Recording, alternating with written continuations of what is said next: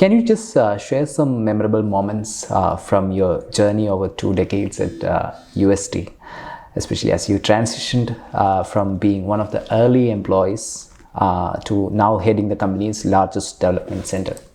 Every day is a memorable day for me in UST. It's been 24 years now with UST. It's going to be 25 years, and the company itself is celebrating the 25 years.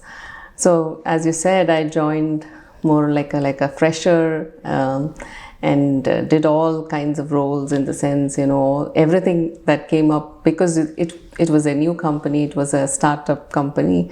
We had a lot of opportunities as well. So whatever roles came by, it was a learning experience for me to take up any of the roles that came my way, and thereby learning in the process. So, from a fresher to a team lead to a project manager, and continuing to learn through the process. So, as you said, I currently head the Trivandrum Center, which is the largest center, offshore development center for UST.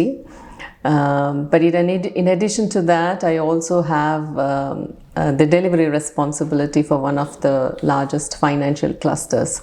So where I have a client-facing role as well. So it's a dual responsibility, but because you have the opportunities that the organization has given us, it is because of all that is possible, and the ability to, the trust that the organization has on anybody is worth commending also at this point of time. So memorable memories, every day is a memorable. As I said, the challenges that you come across, the various employee engagement activities that you put up for our employees, and they become successful, and the employees, seeing the employees happy in the process.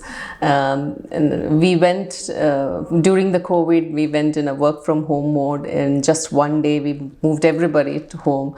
But now we are in back to office work. So, people are coming back to offices.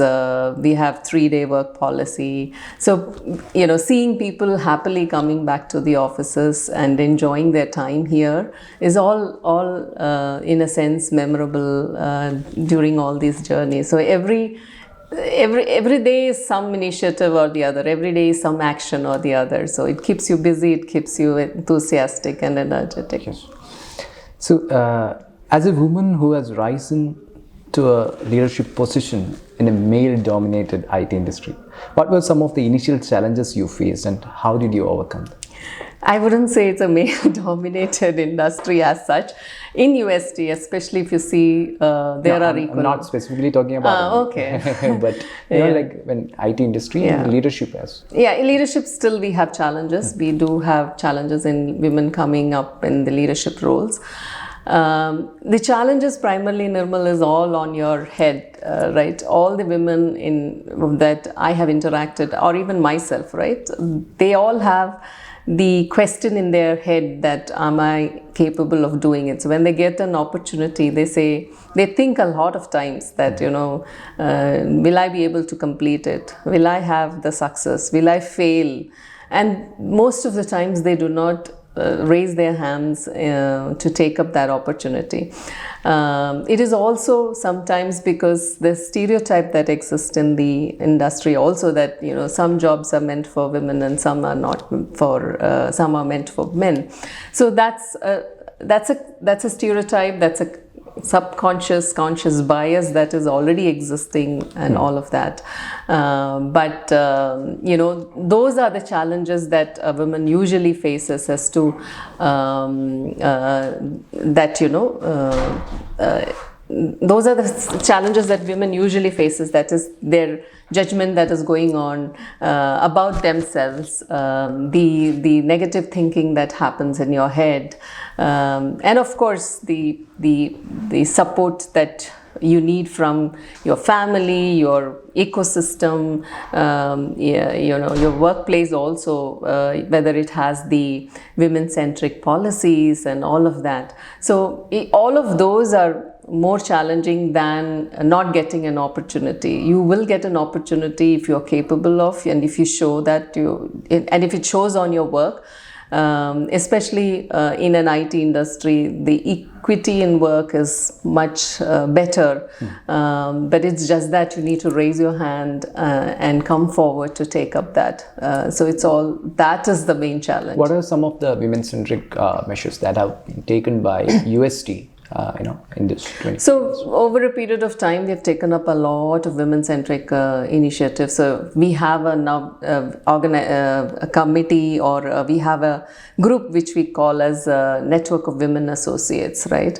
So they group up together for a cause of helping women, supporting women to, it could be a training session, it could be a health awareness session, it could be a leadership session or leadership camp where women employees are put through a training session and all of that. So that's women, Navyu women, but other than that, the HR policies are also there. Like for example, we have a creche at our campus, which, where you can put up children up to 5 years, and so the parents can go and check on them. So that is another women-centric, or not women but employee-centric initiative. There is WINIT, a program called WINIT, Accelerated Women in IT, program where women are not taught, but they are given training sessions on various types of skills. It could be technical skills, it could be soft skills, and all of that. And there is a strong mentoring and program that's available. So you can choose your mentors. The mentors sign up in that program. And anybody can choose up any mentor and say that, I want to be mentored by this person, and, you can set up the conversation for how many ever times you want. And also you will get an opportunity to talk with multiple women leaders who are in the organization already. So those are some of the initiatives, but I'm sure, and of course another great thing that we already follow is the flexible work hours. We do not insist that the employee has to come to office by so-and-so time and leave by so-and-so time. They are free to come at whatever time they want. We just want the work to be completed. The work should not be impacted. So it's a flexible work timing as well. Okay. And this 3-day work also gives them a lot of leeway onto, balancing the work and the... Yeah. So in your role as the leader of the UST's largest development center, you're required to participate in various industry forums, both domestically and internationally. Have you ever faced any situation of gender bias or discrimination within these forums? No gender bias, Nirmal, but I see more men participating in that, more men talking in the sessions. That is very evident. Any mansplaining?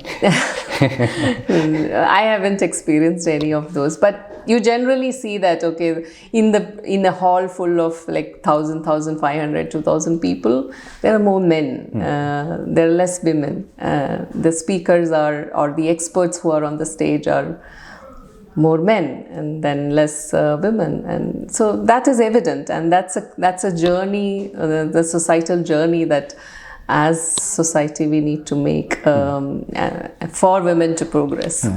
Now, research indicates that there is still a significant gender gap in STEM fields. So what initiatives do you think organizations like UST can undertake to encourage more women to pursue careers in technology? So if you're talking in general, yes, there could be a gender gap in women in the STEM. But if you take Kerala as an example, I think women are more in coming up in the STEM. So when we take the count of the freshers who come in the organization, they're almost 50-50, right? People joining are 50-50, 50% men and 50% women, or even more in some of the cases, right? But it's over a period of course of journey of their career growth that the number of women goes down. So in Kerala world, I do not see a percentage decline or lower percentage in the STEM students in the STEM. Most of them are engineers, or even either engineers or doctors. That's how our society is. So, but yeah, there could be a number problem when we see it overall as an India context.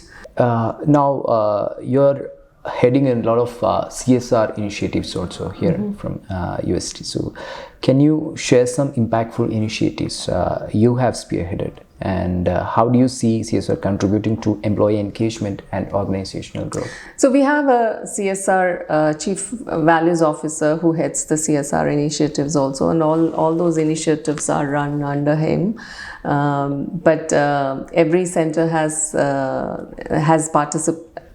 people participate from every center on any of those programs, and we have the 5 different types of programs as part of the CSR. One is, and primarily they are for women and children, and of course the other one is environment, but it's about education, it's about healthcare, it's about livelihood, providing that livelihood opportunities for women. Then there is environment, and the last one could be a disaster management. So these are the 5 main heads under which we do CSRs. And for us, for UST, the CSR is not just by give the money and there ends the story. All employees are equally encouraged to participate in these programs. So for example, Adopt a School program, where I also go to the schools that are adopted by our accounts. So our accounts, so we have different accounts in the organization, right? So these accounts, they adopt schools in our neighborhood. And they don't just go one day and ends the responsibility. They have the long-term relationship with the schools, and they are the government schools in our locality. So they have a lot of problems, right? They may have a lot of problems. So it could be the number of students, it could be the overall infrastructure, it could be a simple request as, giving them computer education, or maybe it could be a science and math problem solving and all of that. So we have programs, so our employees go there and be part of those initiatives, and they work together with that school. So that's Adopt a School program, where we all go very frequently to the schools. In addition to that, we are providing, there's a program called Snehita, where we give the help to the mothers of specially abled kids, to give them an additional help with their financial outcomes. And there are a lot of other initiatives as well. So, and there is a mental hospital initiative where, so UST has people who speak a lot of languages. They are from different states and all of that.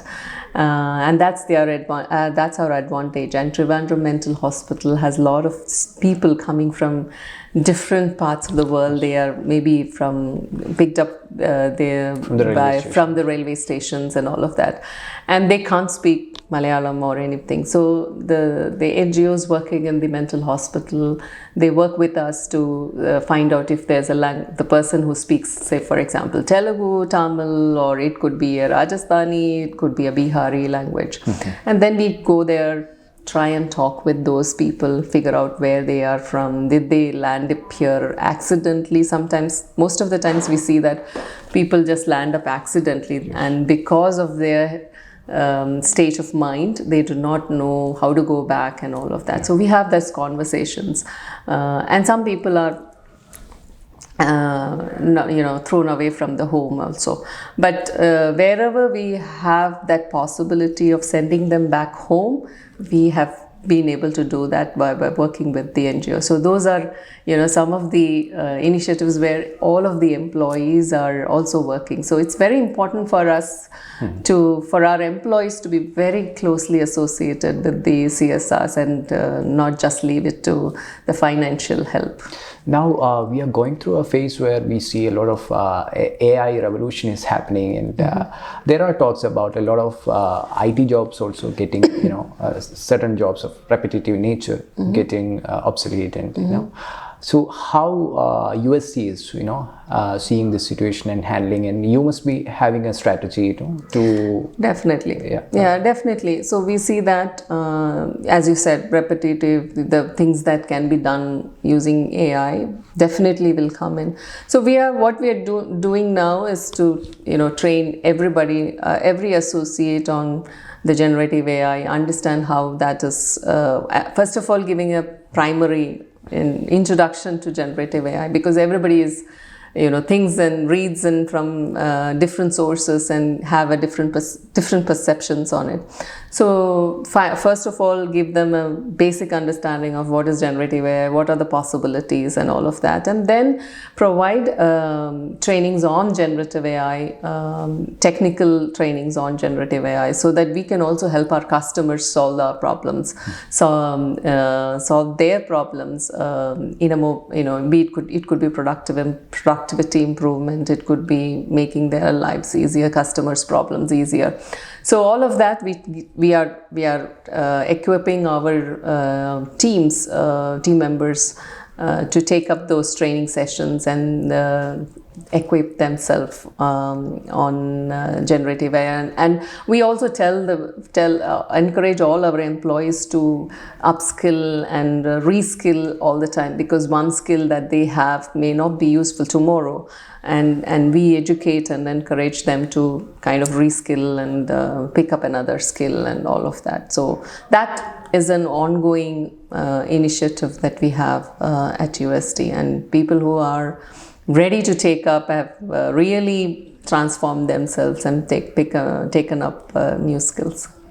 Now, IT Doin Narayana Murthy had said about this 70 hours work week, and so there was a lot of discussion about this particular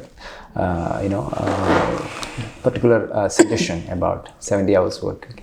So as a person who had been in the industry for 25 years, what do you think about this suggestion? What's your viewpoint? For us, we always believe in flexible work mode, right? From the day one, we have been following it. It's necessary. So one thing is very clear for us also, that people need to be in the offices. People should come to the offices for them to collaborate, for them to understand each other, for them to see what are the other person working on, to learn from each other. That is very, very important. So we are very clear that work from home is not completely successful. So we need people back in the office. So that is very, very clear. But all we need is for them, from our employees, all we need is for them to work hard, keep learning, keep picking up new skills, and complete your work. So for us, commitment, integrity is very important. So whatever you commit as part of your job, you need to finish it. Whether you work for 5 hours, whether you work for 6 hours, whether you work for 9 hours and more, that is not an issue here.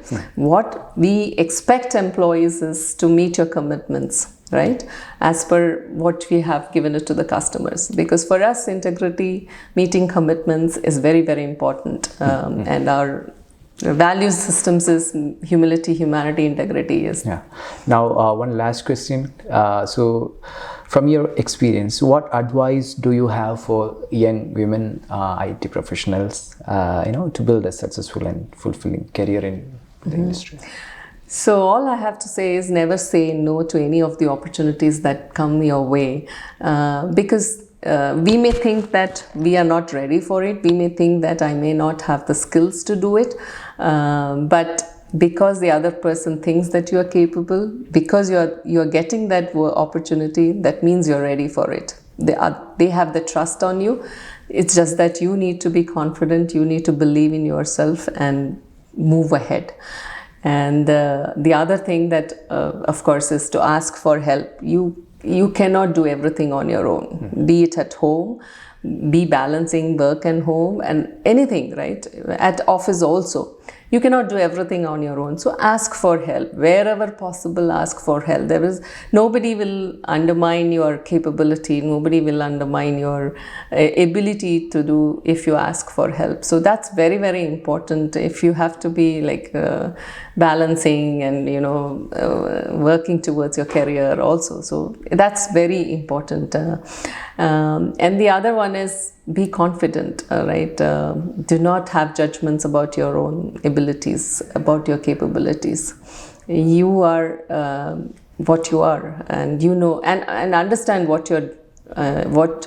who you are, right? You may have things that you need to improve on. You may have things you are very strong. What are your strengths, and what you need to work on? So understand that and work towards it. Last but not the least is keep learning. You need to be always learning, understanding. So this year's theme is invest in women and accelerate for growth, right? So invest in you, be it anything, be it at the work, be it in your personal lives. Invest in yourself, invest in your passion, invest in your technology that you're working. So that is very important for us. Yeah.